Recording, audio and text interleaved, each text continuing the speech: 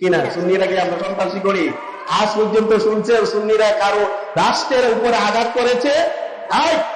রাষ্ট্রের উপরে আঘাত করেছে এই সুন্নি আলেমরা? কেউ বলতে পারবে ধ্বংস ওয়াহাবি হাদামতি যারা আছে তারা রাষ্ট্রের উপরে আঘাত করেছে?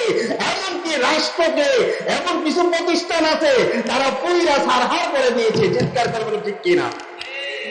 আমার যুবক ভাইরা, এই নৈরাজ্য আপনারা দেখেছেন, যারা ফেসবুক চালান তারা দেখেছেন। হেফাজতি নাই কিভাবে একটা প্রতিষ্ঠানের উপরে আঘাত করে তারা কি করেছে আমি দেখেছি। মাথার মধ্যে টুপি লাগায়, দাড়ি লাগায়, তারা থানাগুলাকে পুড়ে ফেলেছে, বিভিন্ন প্রসাদ গুলাকে পুড়ে ফেলেছে। শুধু তাই নয়, ও যুবক, আমার যুবক ভাইয়েরা, ঘন ভাইয়েরা, যেখানে প্রধানমন্ত্রী থাকতেন সেখানে গিয়ে তারা কি অত্যাচার করেছে আমরা দেখেছি। মুরগি নিয়ে আইসা করছে, যারা নিয়ে এসে জানেননি, ওয়াহাবিরা মুরগি নিয়ে আইসা পড়ছে, হাঁস নিয়ে আইসা পড়ছে। তুমি কি চিন্তা করো নাই? আল্লাহ তোমারে জ্ঞান দিয়েছে, বুদ্ধি দিয়েছে, তুমি আলিম হওয়ার পরে জালিম অত্যাচার তুমি করতে পারো নাই, ঠিক কিনা?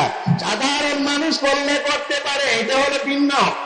তুমি আলিম হয়ে, তুমি একজন হেফাজতের ছাত্র হয়ে, তুমি হেফাজতের একজন কর্মী হয়ে এইরকম কাজ করতে পারো না। তুমি কেন রে হাঁস গুলা ধরে আনলাই, মুরগি গুলা ধরে আনলাই? আবার প্রধানমন্ত্রী যে স্থানের মধ্যে শুয়েছে ওই স্থানের মধ্যে শুইয়া শুইয়াই বড় বড় কথা বলে, এটা হলো বিয়াদবি, এটা আদবের নয়, ঠিক কিনা? সংসদ একটা পবিত্র স্থান, ঠিক কিনা? সংসদে ঢুকেছে অসুবিধা নাই, সংসদে ঢুকেছে অসুবিধা নাই। সংসদে পয়সায় তুমি সিগারেট ধরলাই, এটা তো আদবের নয়, এটা হলো বিয়াদবি। আদবে আউলিয়া, বিয়াদবে শয়তান। আওয়াজ করে বলুন ঠিক কিনা? দেখেছেন আপনারা? তারপরে বলতে হয়, ও ছাত্র আন্দোলন তোমাদের জন্য তো করে নাই। তোমরা যে অত্যাচার করতাই, নগরের উপরে আক্রমণ করতাই, নগর গুলো ভেঙে দিতাই, তার জন্য তো এই ছাত্র আন্দোলন করে নাই। আন্দোলন করেছে স্বৈরাচারের বিরুদ্ধে, আন্দোলন করেছে নৈরাজ্যের বিরুদ্ধে, আন্দোলন করেছে এই সন্ত্রাসবাদীর বিরুদ্ধে। আজকে তোমরা নিজেরাই সন্ত্রাসী করতেছো। তারা ওই ছাত্র নাম ধরে যারা ওই হেফাজতের ছাত্ররা, কোথায় ছিল তোমরা? প্রথম শেষ বেলা একটু নামছো, এইটা তোমরা তো ডাকাতি ছিল, ঢাকায় যাইতে পারো না। এই জন্য আল্লাহ পাক রব্বুল আলামিন বলেন, আলা ইন্না আল্লাহু লা খাউফুন আলাইহিম ওয়া লা হুম ইয়াহজানুন। সাবধান আমার আমার হাবিবকে বললেন, হাবিব আপনি আপনার উম্মতদেরকে জানিয়ে দেন, সাবধান করে দেন, আলা ইন্না আউলিয়া, যারা আমার বন্ধু হয়েছে নিশ্চয় তাদের কোনো ভয় নাই, তাদের কোনো চিন্তা নাই। ও যুবক ভাইরা, তারা কবরে দুনিয়াতে যেভাবে আসে কবরও সেইভাবে আসে, হাসরের ময়দানে সেভাবে উঠবে, তাদের কোনো চিন্তা থাকবে না। আমি আল্লাহ বিনা হিসাবে তাদেরকে জান্নাতে দিয়ে দেব।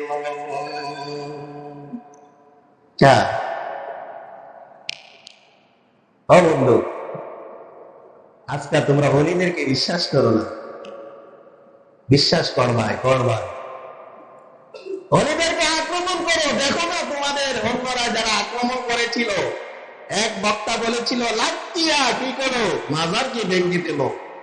এই লাত্তির কথা বলছে, হয়ে গেছে গা, নাউজুবিল্লাহ বলতেন নাই। আরেকবার আবার দুরুদ্রেনিয়া বেসকাই ছিল, মুখটা বাঁকা হয়ে গেছে, ঠিক কিনা? বাস্তব ইতিহাস দেখো তাদের দিকে তাকাইয়া।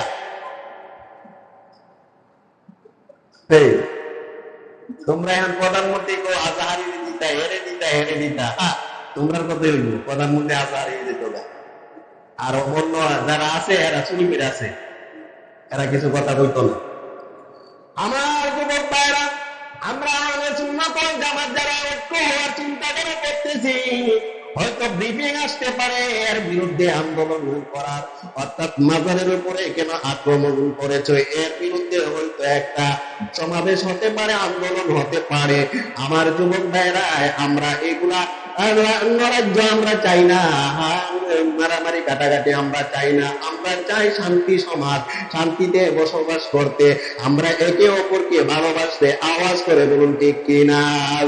আমার নবী কোনদিন কোন অবস্থায় যুদ্ধের ময়দানে গেছে, যুদ্ধের বিজয় করেছে, কইছে না আবু জাহেলের বাড়িতে গিয়ে আক্রমণ করো? মা কইছিনি?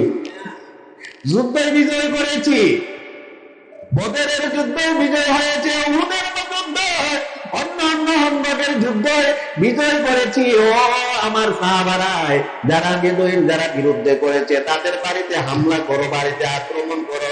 এই কথা আমার নবী আপনার নবী বলছে কিনা?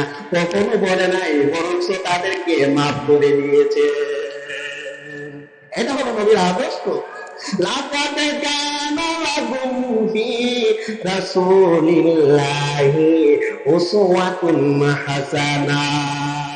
চিৎকার করে বলুন সুবহানাল্লাহ। আমার নবীর আদর্শ হলো উত্তম আদর্শ। আমি প্রেরণ করেছি আমার নবীকে এই পৃথিবীতে উত্তম আদর্শ হিসাবে। আমরা এগুলা বুঝতে চেষ্টা করি না, জানতেও চেষ্টা করি না।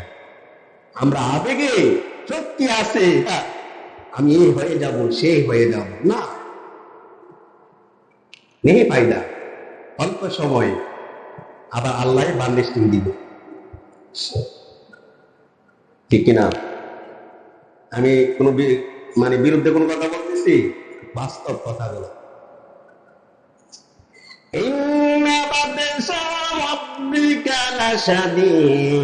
আল্লাহ যেদিন ধরবে, আল্লাহর ধরা খুবই শক্ত, এই ধরা থেকে কেউ বাঁচতে পারবে না। আল্লাহ ক্ষমতা দিবেন, আল্লাহ এই ক্ষমতা উঠাইয়া দিবে। আজকে এই চেয়ারে আমি বসেছি, কালকে যে আইসা এই চেয়ারে বসতে পারবো আমি কিন্তু গ্যারান্টি দিতে পারবো না, ঠিক না? ক্ষমতার মালিক কে? ক্ষমতা কেড়ে নেওয়ার মালিক কে? আওয়াজ করবেন না। ক্ষমতা দেওয়ার মালিক কে? ক্ষমতা কেড়ে নেওয়ার মালিক কে? অপমান করার মালিক কে? হ্যাঁ, সম্মান দেওয়ার মালিক কে? আল্লাহ সম্মান যদি দেয় আপনি শুকরিয়া আদায় করবেন। প্রহরতা ভিতরে আনবেন না, প্রহরতা আইনা আপনার নিজেকে তছনছ করিয়েন না। আপনাকে যদি একটা বড় চেয়ারে বসায়, এই চেয়ারটার সম্মান রাখতে চেষ্টা করবেন। এই চেয়ারে বসা খানাখানি মারামারির চেষ্টা করিবেন না। আপনার ক্ষমতা আছে, আপনার অধীনে পুলিশ বাহিনী আছে, পুলিশদেরকে আপনি গুলি করার নির্দেশ দিতে পারেন নাই, বরং তাদেরকে শৃঙ্খলা বেঁধে বলবেন, শৃঙ্খলা রেখে তাদের জনগণকে হেফাজত করার জন্য বলবেন, কিন্তু গুলি করার আদেশ দিয়ে নাই। একদিন আপনার বুকেও গুলি অন্য জনগণ ছোটাইবে, ঠিক কিনা? আমাদের মন্ত্রী, আমাদের এমপি সাহেব, আমি ফেসবুকে পাইছি, মাইন্ড করবেন না যারা আছে না, এটা বাস্তব কথাগুলো, কারণ এটা ক্ষমতাটা বোঝানোর জন্য। আমি আপনি কিন্তু একদিন চলে যাব, এই ক্ষমতা বাহাদুরি নয়, হ্যাঁ ঠিক কিনা? এই ক্ষমতাটা চিরস্থায়ী নয়, বুঝতে হবে। আমার মুখ কতক্ষণ বন্ধ করে রাখবে? আমার মুখ, যিনি বোম বানায়, চিন্তা করছেন, বোম গ্রেনেড যিনি বানায়, এই গ্রেনেড যে বানাইছে, এই গ্রেনেডটা যিনি বানাইছে তারে কি মায়া করবে? গ্রেনেডটা কি তারে মারতে পারবে না? যিনি বানান তারও এই গ্রেনেড কি করে না, ক্ষমা করে না। গ্রেনেড দিয়ে যদি জিজ্ঞেস করি, ও গ্রেনেড, তোমার তো একজন মানুষ বানাইছে, যিনি বানাইছে তারে তুমি কি হেফাজত করো বাইনি? গ্রেনেড বলে, না না, আমার কর্ম হলো আমি ফুটে যাওয়া। ওই মানুষটা যদি আমার উপর আইসা পড়ে, আমিও তারে সার দেব না। গ্রেনেড যিনি বানাইছে, বোম যারা বানাইছে, এই কারেন্ট যিনি প্রতিষ্ঠা করেছেন, এই কারেন্টে পড়ে ওই লোকটা মারা গিয়েছেন, কারেন্টের স্পর্শে এই লোকটা মারা গিয়েছেন। যিনি কারেন্ট আবিষ্কার করেছেন, যিনি রেল আবিষ্কার করেছেন, ওই ব্যক্তিটাই রেলে পড়ে মারা গিয়েছে। ও যুবক, তুমি বানাইতে পারো, তোমার ক্ষমতা আছে, কিন্তু যিনি যারে বানাইছো সে তোমারে রক্ষা করবে না। এই জন্য আল্লাহ বলে, আমি ক্ষমতা দেওয়ার মালিক, আমার শুকরিয়া আদায় করবাই। সকাল বেলায় ধনী তুমি, বিকাল বেলায় ভিখারি হয়ে যাইবাই। সকাল বেলায় তুমি খুবই ক্ষমতাবান ছিলাই, 2টা 20 মিনিটে ক্ষমতা চাইরা তুমি চইলা গেলাই। ওই ক্ষমতা সেনাবাহিনীও নাই, বিমান বাহিনীও নাই, পুলিশ বাহিনীও নাই, কেউ নাই। জিজ্ঞাসা করে সেনাবাহিনী, রে ভাই, ও তুমি কি এগুলা নিয়ন্ত্রণ করতে পারো? বাইনি সেনাবাহিনী এবং বিমান বাহিনী, তিনি বাহিনী বলে, আমাদের দ্বারা সম্ভব হবে না। এত মানুষ ঢাকার মধ্যে এসেছে, তারা যখন কার্যক্রম শুরু করে দিবে, বহু পোকার মতো তারা মাঠের মধ্যে উঠতেছে এবং মাঠে নামতেছে। আর তারা যে অবস্থায় আমরা গোয়েন্দাটা তারা আমরা শুনতে পারলাম, আপনার বেগারাও আপনার ভবন গ্রাও করবে। আর জনতা যখন তারা আপনার ভবনের দিকে আসবে, আমরা ফিরাইতে পারবো না, কয়জনরে মারবো। তারা এখন মরণকে ভয় করে না। হাজার হাজার মানুষ যদি মায়েরা ফেলেন, অসুবিধা নাই, তারা জীবন দিয়ে দিবে। হাজার মানুষ না মারবেন, হাজার মানুষ এই মাস রাস্তার মধ্যে নামবে। অভিভাবক নেমে গেছে, শিল্পীরা নেমে গেছে, বিভিন্ন দলের দল বেদলে সবাই নামে গেছে। আমাদের দ্বারা সম্ভব নয়। এই মুহূর্তে আপনি পদত্যাগ করতে হবে, পদত্যাগ করে জমা দিয়ে দেন। আপনার জন্য আমাদের একটা নিরাপত্তা গাড়ি ব্যবস্থা করেছি, সেই বিমানটা দিয়ে আপনি কোথায় চলে যান? ভারত চলে যান। ভারত চলে গেছে, ভারত গিয়া এখনো আছে, ভারতও তারে রাখতে চেষ্টা করে নাই। আমেরিকা আবেদন করেছে, আমেরিকা বাতিল করেছে। লন্ডন শুনেছে আবেদন করেছে, সংগঠন আবেদন বাতিল করে দিচ্ছে। কোনো দেশে তারে ঢুকতে দিতেছে না। এখন বুঝুন, ক্ষমতা দিয়েছেন আল্লাহ, ক্ষমতা অপব্যয় করার কারণে আজকে তোমাকে দেশে বিদেশে তোমাকে লাঞ্ছনা অপমান দিচ্ছে। আজকে যদি ক্ষমতাটা ধরে রাখতায় আর সুন্দরভাবে মানুষের সাথে ভালো ব্যবহার করতায়, কখনো মানুষ তোমাকে ঘৃণা করতো না। যেভাবে উন্নয়ন করেছো, সেই মানুষগুলা তোমাকে বুকে জড়াইয়া ভালোবাসা দিয়া দেশের মধ্যে আঁকড়াইয়া রাখতো। আওয়াজ করে বলুন ঠিক কিনা?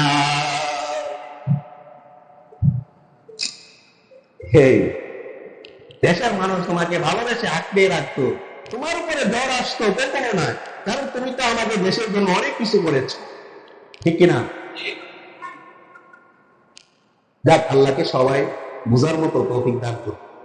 ইসলাম এমন একটি ধর্ম, সেটা হলো শান্তির ধর্ম। আমার নবী আমাদেরকে শিক্ষা দিয়েছে, সুবহানাল্লাহ বলনা। নামাজ পড়ো, মিথ্যা কথা বলিও না। নামাজ পড়ো, ঘুষ খাইও না। নামাজ পড়ো, কি করিও না? খারাপ কাজে লিপ্ত হইও না। আর আপনারা তো দেখছেন মনে হয়, যারা ফেসবুক চালায়, গোয়েন্দা বিভাগ দিবে, গোয়েন্দা বিভাগ এবং কি তারপর ডিবির যে জায়গাটা মানুষকে যে কষ্ট দিয়েছে, সরাসরি সেনাবাহিনীর মাধ্যমে এই ডিবির অফিসটা দেখাচ্ছে। ছোট ছোট পক্ষ বানায়া মানুষকে সেখানে বন্দী করে রেখেছে। আমরা বলতেছি না ইলিয়াস সাহেব আছে দুনিয়াতে? হ্যাঁ, ইলিয়াস সাহেব দুনিয়াতে আছে? ইলিয়াস সাহেব দুনিয়াতে নাই, চলে গিয়েছে। সেদিন একজন পুলিশ সে মানে তারে সাসপেন্ড করেছে। এখন যখন দেশ মানে পরিপূর্ণ শান্ত, মানে আর ভয় নাই, সে আয়সা লাইভে সরাসরি বলছে কিভাবে মারছে, সেটাও বলছে ইলিয়াস আলী ঢাকা, আরে সরি, সিলেটের যে আমাদের বিএনপির নেতা ছিলেন, তারে কিভাবে মারছে সে ভিডিওটা দেখে। এত নিষ্ঠুর মানুষ। এবং সে বলেছিল, আমরা যখন আমাদেরকে যখন বলতো মানুষ মারতাম, আমাদের কাছে ভয় লাগতো। কেন ভয় লাগতো? মানুষকে যখন গুলি করা হয়, সরাসরি গুলি করা বলে বা আক্রমণ করা হয়, যখন মানুষের মৃত্যু হয়, যে মৃত্যুর দৃশ্যটা আমরা দেখে রাত্রের বেলা ঘুমাইতে পারতাম না। মারতো যখন, মরণের একটা ইয়ে আছে না নি, যন্ত্রণা আছে না নি। এই যে আপনি যে গুলি করলেন, গুলি করার ফলে তো একবার মেরে গেছে তা না, দেহ থেকে এই আত্মাটা যাইতে অনেক সময় নেই, কিন্তু মানে ঠান্ডা হইতে, তখন যে একটা নাচানাচি করে। সে বলল এই দৃশ্য রাত্রের বেলা যখন ঘুমায়, এইগুলা দেখা চোখের মধ্যে বাইসা ওঠে, তখন ভয় লাগে, এই জন্য আমি এইগুলাতে যাই।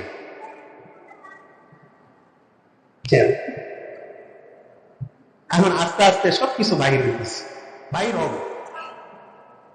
ইমানদার যারা, আল্লাহর জন্য যারা যুদ্ধ করেছে, মনে রাখবেন। আলা ও যুবক, আল্লাহ পাক রব্বুল আলামিন বলেছেন, ওয়ালা তাকুনু লিমান ইয়াকতালু ফি সাবিলিল্লাহি আমওয়াত বাল আহইয়াউ ওয়ালাকিন লা তাশউরুন। আল্লাহ সুন্দর করে বলেছে, যারা আমার পথে শহীদ হয়েছে, যারা জিহাদ করে শহীদ হয়েছে, তাদেরকে তোমরা মৃত বলিও না, তারা কি জীবিত। সুবহানাল্লাহ বলেন। আপনিও যদি দেশের জন্য মারা যান, আপনি যদি দেশপ্রেম, হুব্বুল ওয়াতানে মিনাল ঈমান, দেশপ্রেম ঈমানের একটা অংশ, চিৎকার করে বলুন সুবহানাল্লাহ। এই দেশপ্রেম নিয়ে যদি আপনিও মারা যান, আপনি শহীদের দরজা পাবেন। সুবহানাল্লাহ পেতেন না? এই জন্য আমার রাসূল বলেছেন, জিহাদের মৃত্যুর স্বাদ এত স্বাদ, যে স্বাদটা আমার রাসূল বলেন, যদি মৃত্যুটা এমন হইতো আর জীবিতটা এমন হইতো, মৃত্যুর পর আবার জীবিত হইতে পারতাম, আমি জিহাদের ময়দানে যাইতাম আর জিহাদ করতাম আর মৃত্যুবরণ করতাম, আবার জীবিত হইতাম, আবার জিহাদ করতাম, আবার মৃত্যুবরণ করতাম, আবার জীবিত হইতাম, আবার জিহাদের ময়দানে যাইতাম, আবার মৃত্যুবরণ করতাম।